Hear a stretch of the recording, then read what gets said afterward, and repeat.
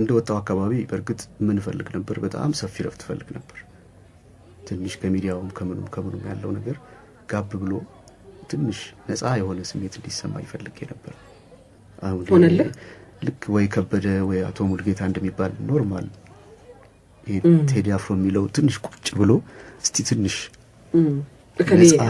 እከሌ ሆኜ ትንሽ ልቆይ ብዬ ደስ ብሎኝ ፈልጌ ነበር ከዛ በኋላ እንግዲህ ተመልሼ አንዳንድ ነገሮች ስሞክር በመሃል ብዙ የኤነርጂ መውጣትና ማውረድ የስሜትሽ የተለያየ ስሜት ውስጥ ታልፊያለሽ በዚህ ምክንያት ስትመለሽና ስትሞክሪው ነገሩ ልክ ስትለቂው ስትዩ አቤት አይልም እንደገና ስትዩ አቤት አይልም ቅናተኛ ነው አቤት አይልም እኔ በእንትን አምናለሁ እርግጥ ነው የሎጂክ በተጨባጭ ነገርና በሚታየው ነገር ውስጥ መስካለን ድረስ እሱን መካድ አንችልም ከሚታየውና ከሚጨበጠው ነገር ጋር ሎጂክ እንደሚሉት ማለት እሱ እንዳለ ሆኖ ነገር ግን ሎጂክን የሚያህል ነገር ደግሞ የፈጠረው ማጂክን የሚያህል ሌላ ግዙፍ ስፒሪት ነው የሰው ልጅ ሰው ራሱ ብልቃጥ ውስጥ እንዳለ መንፈስ ነው አይደለም እንዴ ያ ማጂክ ነበር እየተገባ ያልኩት እና እርግጥ እግዚአብሔር ይመስገን አንድ ደስ የሚለኝ ነገር ምንድነው ሁሉ ጊዜም እኔ ያደረኩት ብሎ የማሰብን ነገር ብዙ ጊዜ ለራሴ አልነግረውም እና ሁሉን ነገር የሚያደርገው ያደረገልኝ ፈጣሪ እንደሆነ ስለማውቅ እንዴ ምንድነው ይሄ ነገር ምን ደግሞ እስር ቤት ገባው ወጣው እንደገና ደግሞ እንደዚህ ምንድነው ይሄ ነገር አልኩና አኮረፍኩት እንደው ትንሽ ጊዜ እስቲ ምን እንደሚሆን አይዋለሁ አልከ አንድ ጊዜ እንደው ዱባይ ነው አውስትራሊያ ሄጄ ስመለስ ከዛ ፊት የሞከርኳቸው ነገሮች ሁሉ እንደምፈልገው አልመጡም ያ ማጂክ አልነበረም ስለዚህ ከሴን ግድ ማቅረብ ያለብኝ በፊትም የሰራሁት እኔ ኮሆንኩ አሁንም ያለሁት እኔ ኮሆንኩ የቴሪያ ነገር ምን አጥፍቻለሁ ከዛ 3 ቀን ሆቴል ውስጥ ገብቼ ዱባይ ጓደኞቼ ሁሉ ይገብቱና አልወጣሁም ለ3 ቀን ምግብ ብቻ ያመጡልኛል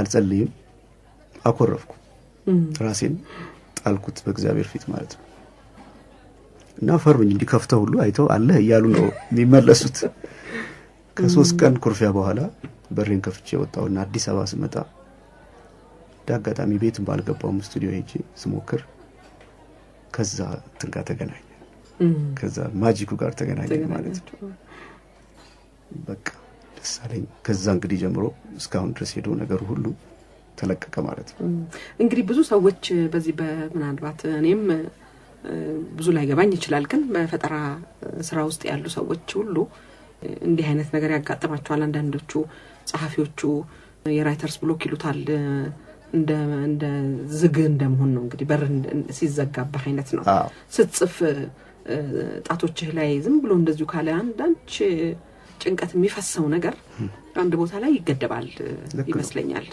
በተለያየ ምክንያት በረከት ነው የተሰጠው ስራ የበረከት ስራ ነው የኪነ ጥበብ ሰው የመንፈስ ተሰጥኦ ነው ሙዚቃ መንፈስ ነው የኪነ ጥበብ አጠቃላይ የመንፈስ ጉዞ ነው እና ከምንም በላይ የመንፈስ መናወጥ መውጣት መውረድ ጋር የተገናኘ ነው ያ በረከት ሁሉ ጊዜ ብዙዎች ያልፋሉ ይሄን ነገር ይመስለኛል እና ትልቁ ነጥብ ትልቅ የተማርኩትም ትምህርት ምንድነው በማንኛውም ሁኔታ ውስጥ ብታልፊ ያለሽበትን ሁኔታ ሳይሆን ማየት ያለብሽ የምትፈልጊውን ሁኔታ ነው መከተል ያለብሽ እና የምትፈልጊውን ነገር ስታይ እዚህ ጋር የምትወርቂውና የምትነሺው መጠን ከቆጠርሽው ከተናደድሽበት እርግጥ ነው መናደድ ሊኖር ይችላል ተስፋ ከቆረጥ እጅ መስጠት አያስፈልግም በምድር ላይ ሲኖር ሰዎች እኮ ወደ መጠጥ ወደ ምን የሚገቡት እኮ በዚህ ሰዓት ይመስለኛል አዎ አስቸጋሪ ነው እኔም እኮ ትንሽ ባር ውስጥ ምናምን ታይቻለሁ በደንብ አሁን እኔ እንግዲህ ማታ ስለማልወጣ ይሆናል ያላየው ብዙም አላረግም ነበር ትንሽ አንዳንዴ ዞር ሲልብኝ በቃ ምን አባቱ ታው በቃ ምናምን ላሉ ግን ትልቁ ነጥብ ወደ አይምሮዬ ደግሞ ስመለስ እንዴት ነው ያልኩ እንደገና ጉዞን አለማቋረጥ ጉዞ ካልተቋረጠ መንገድ ከተጀመረ የሚደርሱበት ቦታ እኮ ታስቦ ነው መንገድ የተጀመረው። መጀመሪያ የሚደርሱበት ቦታ ቆሞ ይጠብቃል። ባሱ ሊበላሽ ይችላል። ሹፌሩ አቆሞ ሰው ሊያወራ ይችላል። ቁርስ ሊበላ ይችላል። አሁን ሊል ይችላል። ፌርማታው ግን ቆሞ ይጠብቃል። መድረሻው ከባስ ዘሎ መውረድ ጥሩ አይደለም። እሺ ይሄ ነው የሚሰማኝ። መድረሻው ላይ ሲደርሱ ደግሞ ወረድ ነው። ይሄን ሁሉ ደግሞ የሚያደርገው ያው ትልቁ ነገር እምነት፣ የሰው ልጅ ሲኖር በምድር ላይ እምነት ያስፈልጋል። እምነት ነው። እኔ እምነት ነው የጠበቀኝ እንጂ ከባድ ነበረ። በዛሬው ዕለት ደግሞ የእምነትን ነገር ማንሳት ጥሩ ነው። እምነት፣ መንፈሳዊነት እርግጥ ነው ከብዙ ነገር ይጠብቃል። መንገድህንም እንደዚሁ ያስተካክልልሃል ይመስለኛል። ልክ ነው። ብዙ ጊዜ ስለ እምነትም ስለ መንፈሳዊነትም ትናገራለህና ስለጠበቀህ ጥሩ በደንብ ጠብቆኛል። እኔ በግልጽ መሰክርለታለሁኝ። ሁሉንም ያደረገልኝ እሱ ነው። እንዳጋጣሚ ቀላል ይሆናል የሚለው ዘፈን እንደው ምን ይሰጠኛል። አንዳንዴ የሰዎች እይታ እንደው ማበላሽት እንዳይሆንብን ሰዎች በተለያየ በየራሳቸው መንገድ ስለሚያዩት ከአንደበትሽ የሚወጣውና የምትጫወቹ ዘፈን ሁሉ አንቺን የሚመስል ነገር ነው። ያሉብሽ ድክመቶች ሁሉ ይወጣሉ። ያሉሽ ጥሩ ነገሮች ሁሉ ይወጣሉ ሙዚቃ ውስጥ። ከዚህ ማምለጥ አትችይም ምንም ጊዜ። ብዙ ጊዜ ግን የሙዚቃ ሰዎች እኔ ስለሌላ ሰው ነው የምዘፍነው ይላሉ። አይ ላያውቁት ይችላሉ እንጂ ሌላም ሰው ጽፎላቸው የሚመጣው ነገር በብዛት እነሱን የሚመስል ነገር ነው ይዘውላቸው የሚመጣው ሰው እና ያ እንዳለ ሆኖ የጋራ ጉዞ ነው። ሰውነት አንድ ላይ የምንጓዘው ጉዞ ነው። ስለዚህ የሁሉንም ስሜት በተለያየ መንገድ ስለሚገልጽ እሱን ለመቀደም እንዳይሆንብኝ ይያዝልኝና ተመሳሳይነታችን እንዳለ ሆኖ በሰው ልጅ በመሆናችን እንዳለ ሆኖ አንድ ቦታ ላይ እንደው ምን ይመስለኛል ከዚህ ከበዓለም ጋር አየዘንዱ ካየ ነው ይሄ ፍቅር ፈራን የሚለው ላይ ፍቅር ከባድ ጉዞ ነው። ዋው በጣም ከባድ ጉዞ ነው። ቀላል ይሆናል ብሎ መቀጠል ብቻ ነው አሸናፊ ቦታ የሚያደርሰውና በዚህ ቀን እንግዲህ ትንሣኤ በዓል እንደመሆኑ መጠን እኔ ክርስቶስ ተራራውን ሲወጣ ያን መስቀል ይዞ የሚያልፈውን ጉዞ ከባድነት ሳስበው ይሄ የሚለው ኃይል እያሉ ወደ ላይ የሚገፉት ይመስለኛል። ያ እሱ እንትን ይሰጠኛል፣ እንደዛ ይሰማኛል። የተራራው ጫፍ ፍቅርና ትርስቴ ሲል ራሱ እዛ ላይ ወጥቶ መጨረሻው ያቺ ነገር እስክትፈጸም መቋረጥ የለበትም ነው። ያንን ይሰጠኛል። ግን እስቲ ቆይ ከዚህ ግጥም ላይ አንድ ምንድነው አንድ አንጓ በልልኝ እስቲ። ዳገቱ ላይ አትዛል ጉልበቴ፣ የተራራው ጫፍ ፍቅርና ትርስቴ፣ ቀላል ይሆናል ቀን አርገኝ ጽናቴ፣ ዳመና ሲያይ መስሎት የጨለመ አለ ቂል ሰው ወይም ሞኝ ሰው ማለት ነው።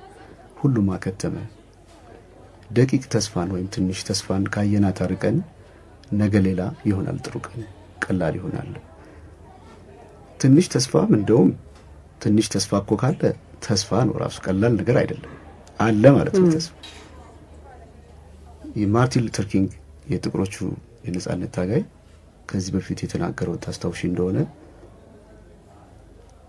ጥቁሮቹን ወገኖቹን ሰብስቦ እኛ ተስፋ የለንም፣ በጣም የሚያስፈራ አነጋገር ነው። ያለን እድል ተስፋ ራሳችን ሰርተን ፈጥረን እኛ በፈጠርነው ተስፋ ላይ ተነስተን በመጨረሻ እናሸንፋለን ያለው። አንዳንዴ አባቶቻችን ከብዙ ክፉ ነገር ስለጠበቁን መገዛትንም ስለማናውቀው የነዛን ሰዎች ጉዞ አንዳንዴ አስበነው አናውቅም። እኔ የኦባማን መጽሐፍ አንብበሽዋል ይመስለኛልና ከልጅነቱ ከነጭ ቤተሰብ ውስጥ እያደገ አባቱ ከአፍሪካ መጥቶ ሊያየው ከትምህርት ቤት አፍሮበት የተጨነቀበትን መጠን ጥቁርነት አሳፋሪ ተብሎ የሚታሰብበት አይመስለውም ነበር በዛ ባለው ማህበረሰብ ውስጥ። ለምን እሱ ጥሩ እናት ነጭ እናትና ጥሩ አያት ያሳደገው ሰውዬ ነው አይደል እንዴ? እና አንድ ጊዜ እንደውም ወደ ከእናቱ ጋር የሆነ ቦታ ሄዶ እናቱ አንድ ቢሮ ገብታ እስክትወጣ የሆነ መጽሔት ሲያገላብጥ የሆነ ወደዛ የሚሄድ ሰው ካፖርት ልብሶ ያያልና አንድ ሀብታም ቢጤ ነው። ምን እንደሳበኝ አላቅም ይላል። ተመልሶ ወደዛ ገጽ ሲመለስ ስለዛ ሰውዬ ሲያነብ ያ ሰውዬ ብዙ ብር ስላለው ጥቁር ነበረ። ቀለሙን ለመቀየር እንደሞከረ ሲያይ ለመጀመሪያ ጊዜ ኦባማ ጥቁርነቱን ፊት ለፊት ያየውና ምንድነው ይሄ ነገር ብሎ የጠየቀበት የልጅነት ጥያቄው ነበርና ከናቱ ጋር ሲመለስ ምንም አላወራትም። ቤት ገብቶ መጀመሪያ ሮጦ ባኞ ቤት ገብቶ መልኩን በመስታወት አየውና ምንድነው ይሄ መልክ ትክክል አይደለም ማለት ነው፣ መቀየር አለበት። እዚህ ድረስ አስቸጋሪ ሁኔታ ውስጥ ያለፉ ሰዎች ናቸው እነዚህ ሰዎች እና የኛን ድልና የኛን የአፍሪካን የኢትዮጵያን ድል እንኳን ትልቅ መነሳሳት ፈጥሮላቸው እና ቦማዲ ራሱ ትልቅ ተግባር የፈጸሙበት የአባቶቻችን ተግባር ነው እና ተስፋ ትንሽ ተስፋ ካለማ አለ ጥሩ አንድ ነገር ነው። ተስፋን ፈጥሮም እንኳን ሰው ልጅ ወደሚቀጥለው ቦታ ይሄዳል እና በምድር ላይ ሲኖር ምን ጊዜም ተስፋ መቁረጥ ለሰው ልጅ ሁሉ ተስፋ መቁረጥ የለበትም ነው። ለማንኛውም አዛዛው ቢሆን አይደለም የጋሽ ጸጋይን ፍቅር ፈራን ህብረት ፈራን የሚለውንም አስገብተህ እዚህ ዜማ ውስጥ አስገብተህበታልና እኔ እንዴት ነው የተረዳሁት? እንግዲህ ያው አንተ ዘፍነኸዋል። የኔ ትውልድ አይፈራም ነው ፍቅር አይፈራም ጋር አይፈራም ነው። እዚህ ጋር አንድ ዘፈን ብንጋብዛቸው ደስ ይለኛል። እሺ ይሄ ጥቁር ሰው የሚለውን ዘፈን እንደውም ካወራነው ጨዋታ ጋር ይሄዳል። ጥቁር ሰውን ጥቁር እንግዳ ጋብዟቸዋል። ጥቁር ሰውን ጥቁር እንግዳ ጋብዟቸዋል።